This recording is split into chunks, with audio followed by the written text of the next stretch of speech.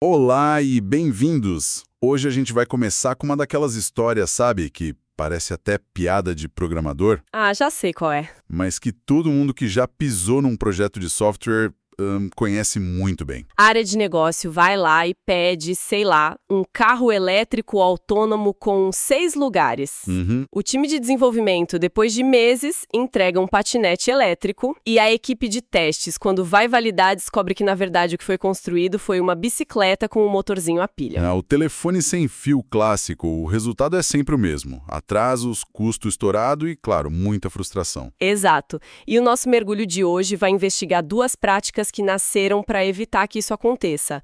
TDD, o desenvolvimento orientado a testes, e BDD, que é o desenvolvimento orientado a comportamento. Certo. As fontes que a gente analisou tratam elas não como simples ferramentas, mas quase como filosofias de trabalho. Exatamente. E a nossa missão aqui é ir um pouco além dos acrônimos, né?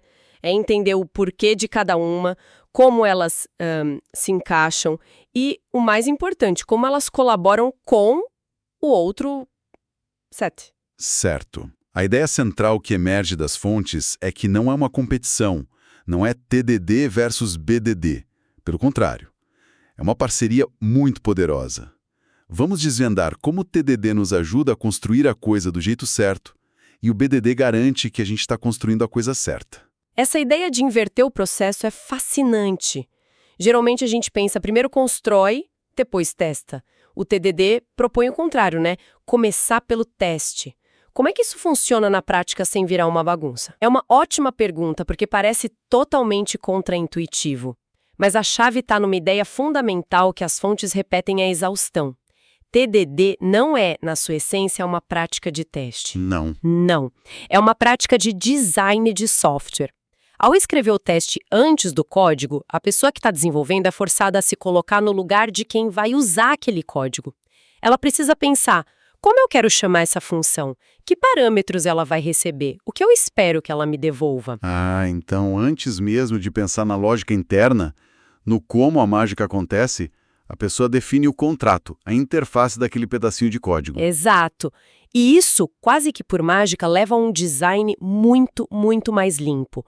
O código já nasce modular, com responsabilidades bem definidas, o que os desenvolvedores chamam de baixo acoplamento. Fica mais fácil de dar manutenção depois, imagino. Muito mais fácil. E para garantir que isso não vire a bagunça que você falou, existe um ciclo, um ritmo bem disciplinado. O famoso ciclo Red Green Refactor, certo?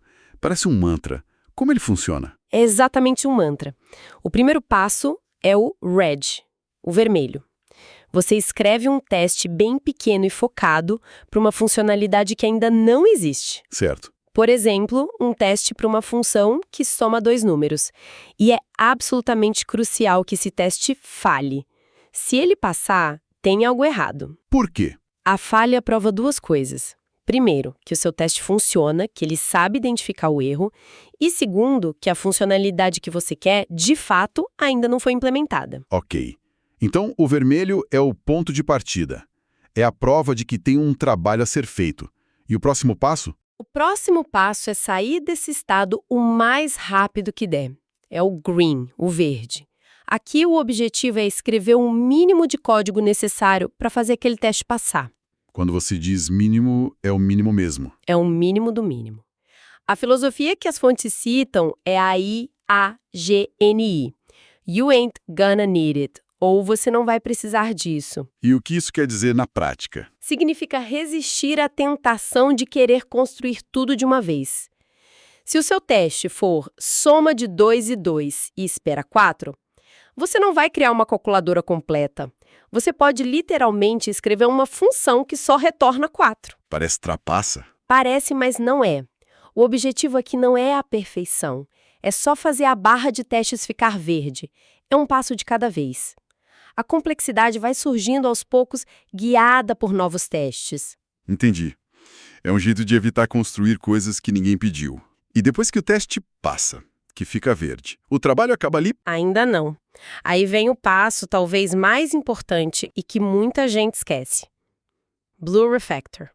A refatoração. A limpeza do código. Isso. Agora que você tem um teste verde, Você tem uma rede de segurança.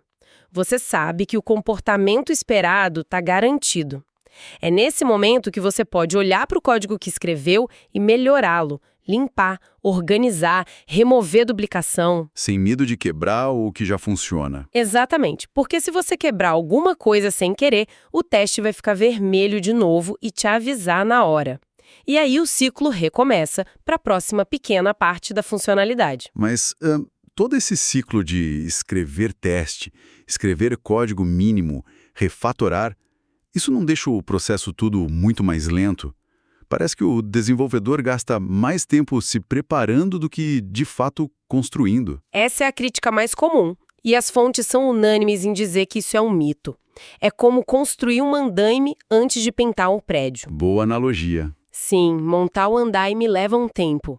Mas a velocidade e a segurança que ele te dá para pintar sem sujar tudo e sem risco de cair compensa absurdamente. Então o ganho é a longo prazo. Exato. No curto prazo, numa única tarefa, pode parecer mais lento. Mas no projeto como um todo, ele acelera o desenvolvimento de forma brutal. Reduz o tempo gasto caçando bugs e dá uma confiança enorme para alterar o código no futuro. É um investimento que se paga muito rápido. Entendi. Então o TDD garante que as peças do motor, os tijolos da construção, estão funcionando perfeitamente e são bem projetados.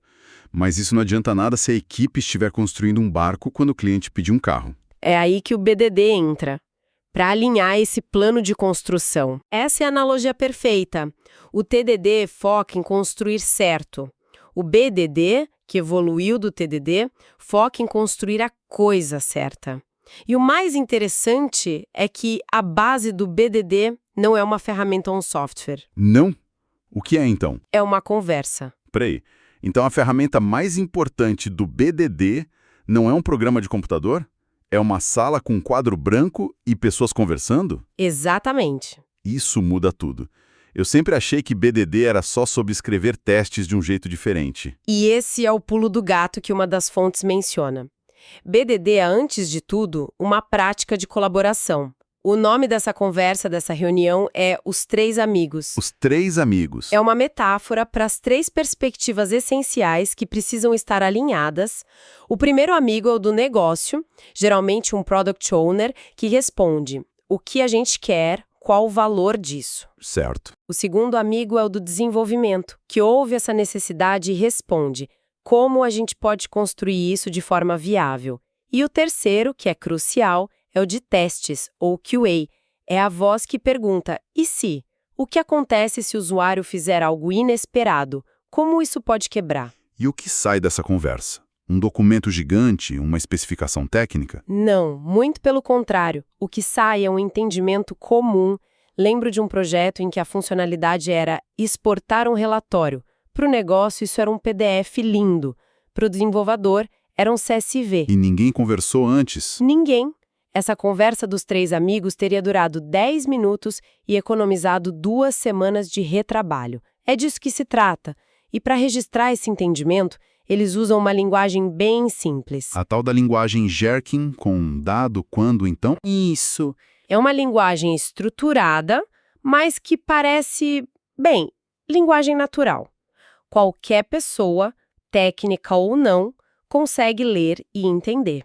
Vamos pegar o exemplo de adicionar um item a um carrinho de compras. Ok. A especificação ficaria: dado que eu sou um cliente na página de um produto, isso define o contexto, o cenário inicial. Certo, ponto de partida. Depois, a ação, quando eu clico no botão adicionar ao carrinho e, por fim, o resultado esperado. Então, o ícone do carrinho no topo da página deve mostrar o número 1. É simples, direto. Não tem ambiguidade. Nenhuma. Não há espaço para interpretações diferentes sobre o que sucesso significa para essa pequena funcionalidade. E essa descrição vira o quê? Fica numa documentação que alguém precisa lembrar de atualizar? Aí que está a grande sacada do BDD. Essa especificação, escrita em Gherkin, tem uma vida dupla. Ela é sim a documentação viva do sistema, mas com a ajuda de ferramentas como Cucumber ou SpecFlow, esse mesmo texto se transforma num teste automatizado executável. A documentação é o teste. Ah, então não tem como a documentação ficar desatualizada. Impossível. Se o código muda e quebra o comportamento, o teste falha, e você sabe na hora que a documentação está errada ou que o código está errado. Os dois não se separam. Isso é muito poderoso. Resolve o problema clássico da documentação que ninguém confia porque está sempre defasada. Ok, agora as coisas começam a se conectar. Mas é aqui que muita gente se confunde e coloca TDD e BDD como rivais, onde eles se encontram de verdade. Eles se encontram no dia a dia, trabalhando em equipe. Não são rivais, são parceiros com focos diferentes. O BDD opera, como eles dizem, de fora para dentro. Outside in. Isso. A equipe começa pela conversa dos três amigos, define o comportamento em Gherkin, tipo, quando o usuário clica no botão adicionar ao carrinho, o total deve ser atualizado. Esse é o objetivo maior. É uma visão de caixa preta, que só se importa com a entrada e a saída. E o TDD entra depois disso? Exatamente. Com o objetivo maior claro, o TDD entra para trabalhar de dentro para fora. Para fazer aquele comportamento acontecer, o desenvolvedor vai precisar de várias unidades pequenas. Uma função que busca o preço, outra que calcula o imposto. Entendi. E para cada uma dessas pecinhas, ele vai usar o ciclo Red Green Refactor. Ele vai construir cada tijolo com a mais alta qualidade, numa visão de caixa branca, se preocupando com a lógica interna.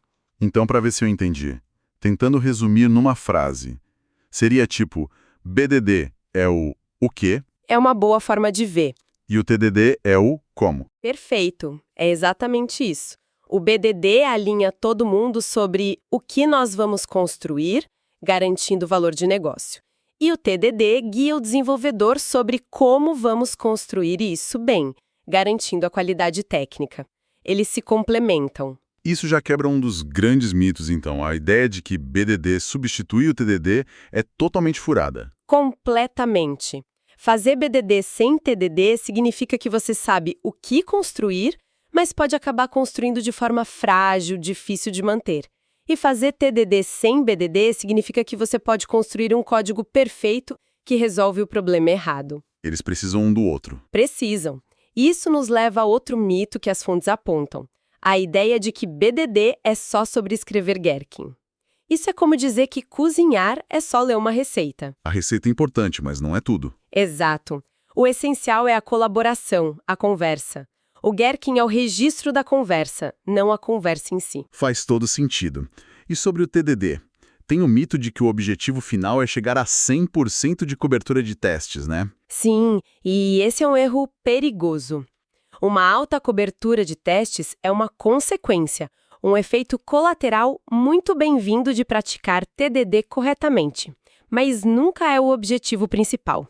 E por que não? Porque perseguir 100% por si só pode levar a testes inúteis, que não garantem a qualidade do design. O objetivo do TDD, voltando ao início da nossa conversa, é guiar para um design de código limpo. A cobertura é um indicador, não a meta. Ok, acho que o quebra-cabeça está montado. Para amarrar tudo o que vimos então, TDD é uma disciplina interna do time de desenvolvimento, uma prática de design que usa o ciclo Red Green Refactor para criar um software robusto e fácil de alterar no futuro. Exato. E o BDD é uma disciplina de colaboração que une negócio, desenvolvimento e testes. Usa a conversa dos três amigos e o Gherkin para criar um entendimento compartilhado e garantir que o software resolva o problema real. Juntos, eles garantem que a equipe não só construa certo, mas que construa a coisa certa. Exatamente. Atacam de duas frentes diferentes aquele problema do carro, do patinete, da bicicleta. Perfeito. E para encerrar, fica uma provocação que vai um pouco além do material. As fontes deixam claro que tanto o TDD quanto o BDD são, em essência, sobre criar um entendimento compartilhado e, o mais importante, o entendimento verificável do que significa sucesso. E fazer isso antes de começar o trabalho. Antes de começar o trabalho pesado, a pergunta para se levar é: em que outras áreas, fora do software, a gente poderia aplicar esse princípio? Onde mais poderíamos nos beneficiar ao definir e, quem sabe, até automatizar a verificação de um resultado esperado antes mesmo de dar o primeiro passo?